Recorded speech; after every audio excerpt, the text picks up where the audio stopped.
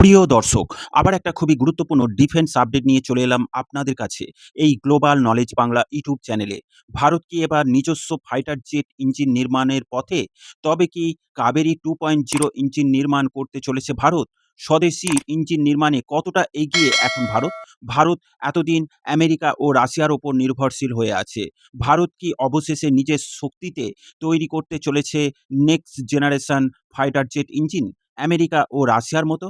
একটি ১২০ kilo Newton সক্ষমতাযুক্ত দেশীয় engine যা বদলে দিতে পারে ভারতের আকাশ যুদ্ধের ভবিষ্যৎ ও ভারতের আত্মনির্ভরশীল ডিফেন্স এর ক্ষেত্রে।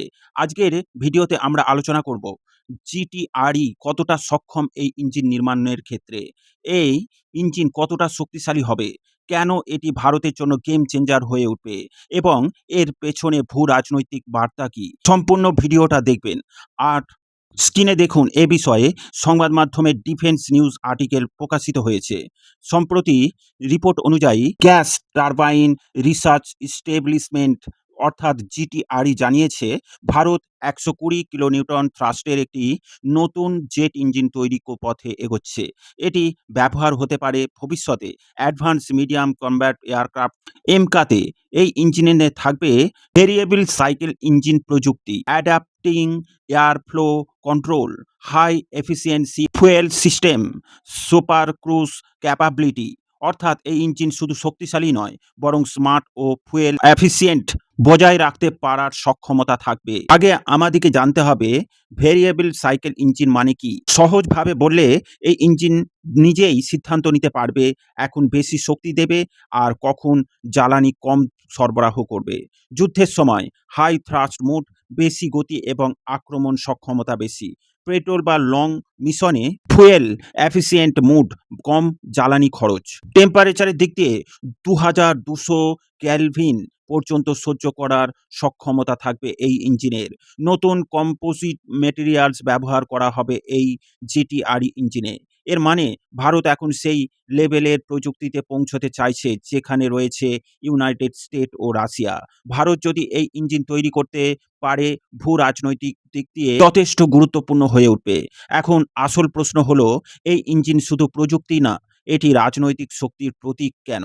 বর্তমানে ভারত নির্ভরশীল ইউনাইটেড স্টেট এর জিই ইঞ্জিনের ওপর, অর্থাৎ জেনারেল ইলেকট্রনিক্সের ইঞ্জিনের ওপর, ফ্রান্সের স্যাফরনের টেকের ওপর, রাশিয়ার AL-131 এবং AL-41 ইঞ্জিনের ওপর। কিন্তু এই নির্ভরতা মানে প্রযুক্তি ট্রান্সফার সীমিত, যুদ্ধের সময় সাপ্লাই ঝুঁকি, কূটনৈতিক চাপ।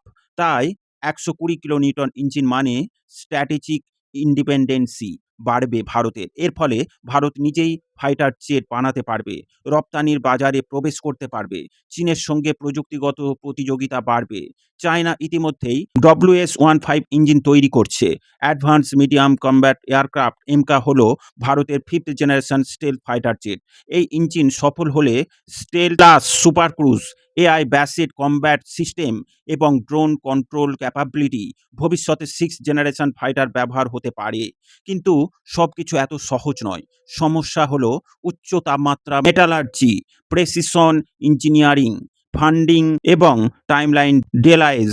কাবেরী ইঞ্জিন প্রকল্পের মতো ব্যর্থতা থেকে শিক্ষা নিতে হবে।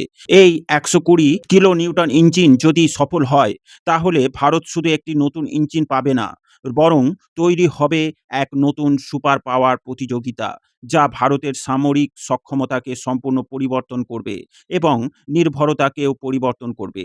কূটনৈতিক স্তরে বিশাল সফলতা অর্জন করবে ভারত। ভারত কি সত্যি এই প্রতিযোগিতা বাধা অতিক্রম করতে পারবে, নাকি আবার কাবেরী ইঞ্জিনের মতো দীর্ঘকালীন সময় অতিবাহিত হবে? এই কাবেরী 2.0 ইঞ্জিন নির্মাণের ক্ষেত্রে ভারত কতটা আগ্রহী, মনোভাব ও পদক্ষেপের মধ্যে প্রকল্পকে এগিয়ে নিয়ে যাওয়ার সক্ষমতা রাখছে, অতি শীঘ্রই আমরা জানতে পারবো। প্রিয় দর্শক, এ বিষয়ে আপনার মতামত কমেন্টে অবশ্যই জানাবেন। ভিডিও ভালো লাগলে লাইক ও শেয়ার করবেন। ডিফেন্স, ফরেন পলিসি ও জিওপলিটিক্স রিলেটেড খবর প্রিয় দর্শক, এই আবার গ্লোবাল একটা নলেজ খুবই বাংলা গুরুত্বপূর্ণ চ্যানেলটিকে ডিফেন্স আপডেট নিয়ে সাবস্ক্রাইব চলে করে এলাম আমাদের সাথে আপনাদের। জুড়ে থাকুন। সেটা কি শুধু সকলকে একটি জানাই ডিফেন্স ডিল আন্তরিক থাকবে, ধন্যবাদ।